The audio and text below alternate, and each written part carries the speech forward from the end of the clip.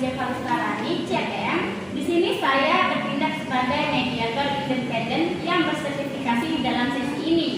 Sebelum kita mulai, saya ingin saudari-saudari memperkenalkan diri dan kapasitasnya.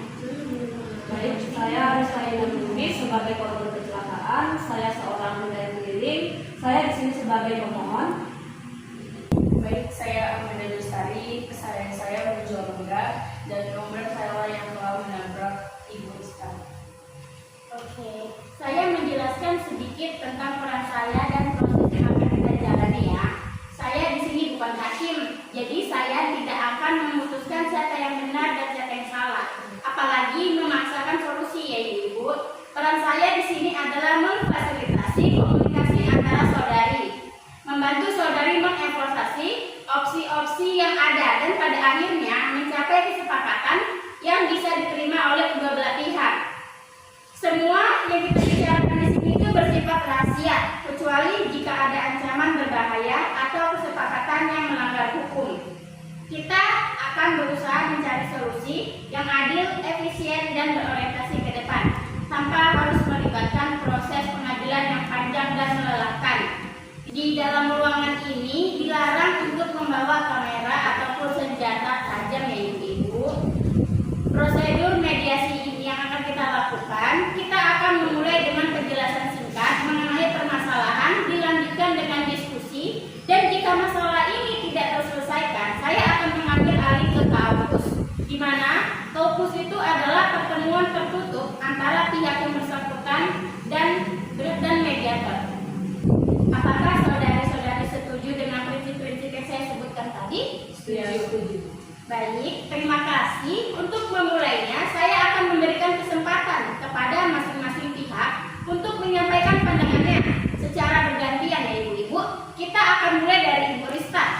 Sebagai pihak yang mengajukan klaim ganti rugi, Ibu Rista silakan ceritakan apa yang terjadi dari sudut pandang Ibu, termasuk kerugian yang Ibu alami akibat kecelakaan tersebut. Mohon fokus ya Ibu pada fakta dan perasaan Ibu terkait kejadian ini. Ibu Amanda, mohon dengarkan dengan seksama. Jika ada hal yang ingin Ibu respon, tapi mohon jangan menyela ya Bu. Silakan Bu Rista, silakan. Nah, begini Bu, ketika saya hendak berangkat kerja nih untuk menjahit keliling. Nah, tetapi Bu, tiba-tiba Ibu Amanda ini menabrak mobil saya dari belakang. Nah, saya juga mengalami luka-luka yang cukup parah di bagian tangan saya, kepala saya, di mana biaya pengobatannya itu cukup mahal. Selain itu, mobil saya juga banyak yang rusak Bu.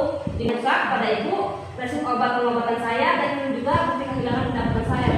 Oke, terima kasih Bu Rista sudah berbagi dengan kami. Saya bisa merasakan betapa beratnya dampak kecelakaan ini bagi Ibu.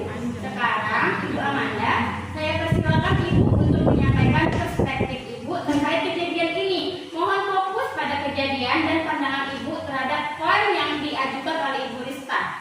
Ibu Rista mohon dengarkan dengan baik dan jangan menyela. Silakan Ibu Amanda.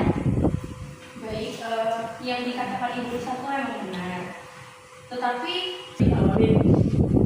yang dikatakan Ibu Rizka itu memang benar Bu. Kemarin itu saya kehilangan kacamata saya, sehingga saya tidak dapat melihat Bu Rizka di depan saya, sehingga saya menabrak dari belakang. Soalnya itu kecepatan saya juga sangat cepat dan tidak normal.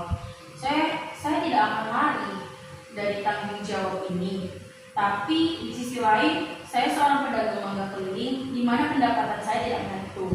Saya takut tidak bisa membayar ganti rugi jika jumlahnya sangat mahal, Bu. Terima kasih Ibu Amanda sudah menyampaikan pandangannya Ibu dengan jujur. Nah, sekarang kita sudah mendengarkan cerita dari dua belah pihak nih. Tujuannya bukan untuk mencari siapa yang benar ataupun salah ya Ibu, melainkan untuk memahami perspektif dan kepentingan masing-masing. Ibu Rista, jika saya memahami dengan benar, prioritas utama Ibu adalah pemulihan total, baik kendaraan maupun kesehatan Ibu, serta kompensasi atas kerugian finansial yang timbul akibat ketidakmampuan Ibu bekerja. Apakah itu benar? Benar Bu, iya benar. Oke. Dan Ibu Amanda, dari yang saya dengar tadi, Ibu memiliki itikat baik untuk bertanggung jawab nih. Ibu Amanda yang ingin Ibu tanggapin atau ada pertanyaan yang ingin Ibu ajukan kepadanya, ingat tujuannya adalah untuk memahami bukan menyerang. yang bisa membantu Bella dengan dulu gini, Bu. Terima kasih Ibu Rista. Ibu Amanda, adakah tanggapan atau pertanyaan untuk Ibu Rista nih? Apakah ada opsi perbaikan yang lebih ekonomis, Bu? Seperti pembayaran cicilan?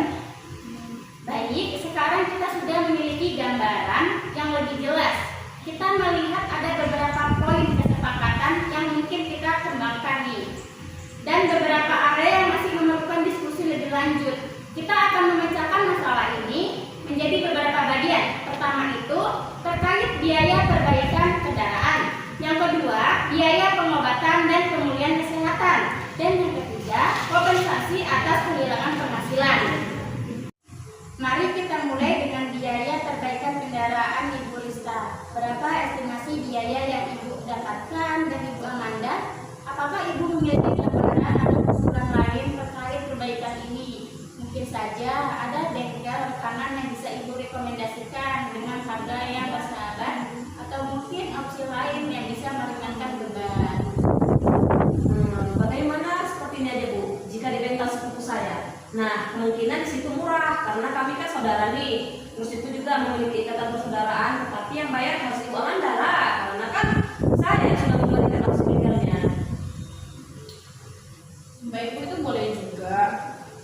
Untuk biaya perbaikan dan pengobatan, saya akan pinjam ke saudara saya yang bunganya tidak terlalu tinggi ya. Saya setuju, Bu. Oke deh, Bu, saya setuju dengan pendapat Ibu Amanda. Baik, bagus sekali. Kami akan segera menyusun berita acara hasil mediasi yang memuat semua poin ini agar ditandatangani bersama. Semoga ini menjadi awal kerja yang lebih baik kita.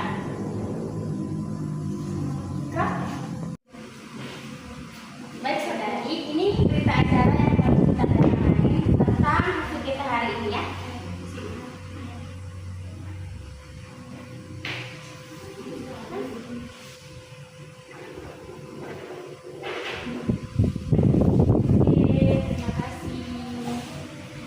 Terima kasih kepada saudari penggugat dan tergugat atas itikat baik dan kerjasamanya hari ini ya.